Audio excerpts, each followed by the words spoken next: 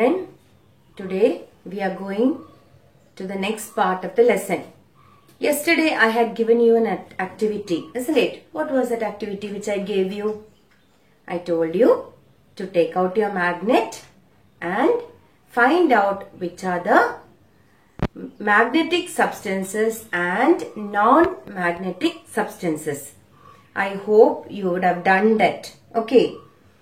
So, which were the magnetic substances which were attracted? We know materials like pin, safety pin, then jump clips, compass, all these things which are made of metal, not stainless steel. The other things which are made of metal like iron, copper, all these things will be attracted by magnet, isn't it? And which are the things which are not attracted by the magnet? They will be all the type of plastic, paper, plastic wrappers, chalk, sand. All these things are the ones which are not attracted by the magnet. So, I hope you have done this activity. I am not doing it because I want you to do it and send it to me. Those who have not done it, please do it as soon as possible. Now, we are going into the history of the magnet. How did this magnet come into being?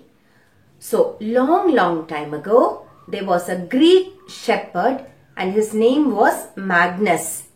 So, what did he do? He was a shepherd. So, he used to graze the sheep on the hillside. He used to take the sheep to graze on the hillside. So, what happened one day? As he was walking, suddenly he had a stick in his hand, and he used to usually the shepherds have a stick. So he was holding it on the ground and walking. Suddenly the stick got stuck onto a stone on the hill. And he did not know what it was. So then when he looked, it was called as lodestone. That stone was lodestone. So what happened there? The lodestone attracted the stick. Why did it attract the stick? Because the tip and the top part, if you have seen walking sticks earlier, you will have a top part and a down part which is made of metal. So the stick was got attracted because there was iron tip covering at the tip of the stick. So what did you understand from this story? Yes, lodestone was called as natural magnet. Lodestone is called as natural magnet.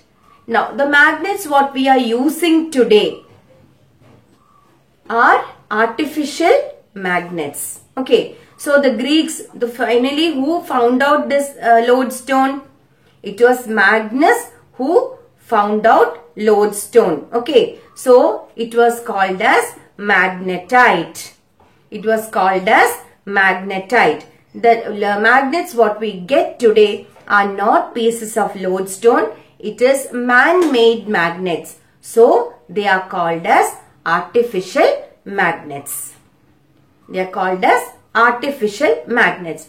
Now, we have seen different types of magnets. Haven't you seen magnets? Yes, on your pencil box sometimes you will be having magnets. Then on the fridge, what you keep, isn't it? You have a small thing to stick on the fridge. That has got magnet underneath. So, there are different types of magnets around us. So, which are the commonly used magnets? So, I will show you some of the magnets which are commonly used. This one, which is in the rectangle shape, this is called as a bar magnet. This is a bar magnet. Then, this is called as a U magnet, or it is called as horseshoe magnet, because this type of magnet or iron bars are nailed under the legs of the horses. You have seen the legs of horses when they run, isn't it? They make sound. So, this is called as a horseshoe magnet, or it is called as a U magnet. Then we have disc magnet, which will be clearly round, flat round in shape. This is what I told you, which we keep it on the fridge. Okay. Now, behind this, we have a round disc type magnet. So, this is called as a disc magnet. Then we have ring magnet. See, it's in the shape of a ring magnet. And then we have arc magnet. This is an arc magnet. See, it is in the shape of an arc. So this is called as an arc magnet. Then we have cylindrical magnet.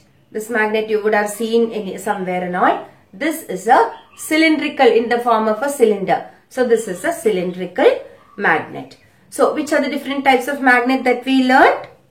A bar magnet, a U magnet, a disc magnet, a ring magnet, then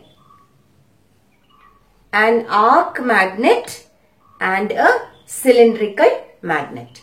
Now, what is this magnet made of? We know all these which I showed you are artificial magnets. It's not a piece of lodestone. So, how is this magnet made? Magnets are made using alnico. What is the content of the magnet? Alnico. Now, what is alnico? Alnico means it is a mixture, alloy. It is called as an alloy. Means when metals mix up, it is called as an alloy. It's an alloy of aluminium, nickel, cobalt and iron.